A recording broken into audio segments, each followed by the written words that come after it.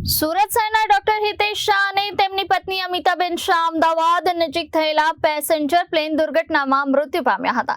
DNA ટેસ્ટના આધારે પુષ્ટિ થયા બાદ બંનેના મૃતદેહ આજે સુરત લાવવામાં આવ્યા હતા। તાળવાડી ખાતે મૃતદેહ પહોંચતા જ શોકની લાગણી છવાઈ ગઈ હતી। ત્યારબાદ તેમના નિવાસ સ્થાનેથી અંતિમ યાત્રા યોજાઈ હતી।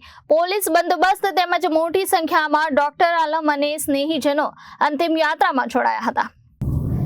મળતી માહિતી અનુસાર ડોક્ટર હિતેશ શાહ સુરતની જનરલ હોસ્પિટલમાં પોતાની સેવાનો નિભાવ કરતા હતા। સાથે જ અડાજણ પાટિયા વિસ્તારમાં આવેલી સ્મિથ હોસ્પિટલના સંચાલક તરીકે પણ તેઓ ઓળખાતા હતા। હાલમાં તેઓ લંડનમાં વસવાટ કરતી પોતાની બહેનને મળવા માટે યાત્રા પર હતા, ત્યારે આ દુર્ઘટના ઘટી હતી। પરિવારજનો, મિત્રો અને સહકર્મચારીઓ સહિત મોટી સંખ્યામાં તબીબો તેમના નિવાસ સ્થાને પહોંચ્યા હતા અને શ્રદ્ધાંજલિ આપી હતી, તેમજ તેમના નિવાસ સ્થાનેથી તેઓની અંતિમ યાત્રા યોજાઈ હતી। પોલીસ બંદોબસ્ત તેમજ મોટી સંખ્યામાં ડોક્ટર આલમ અને સ્નેહીજનો અંતિમ યાત્રામાં જોડાયા હતા। ડોક્ટર હિતેશ શાહ અને અમિતાબેન શાહના અકાળે અવસાનથી તબીબી જગતને ભારે નુકસાન થયું છે।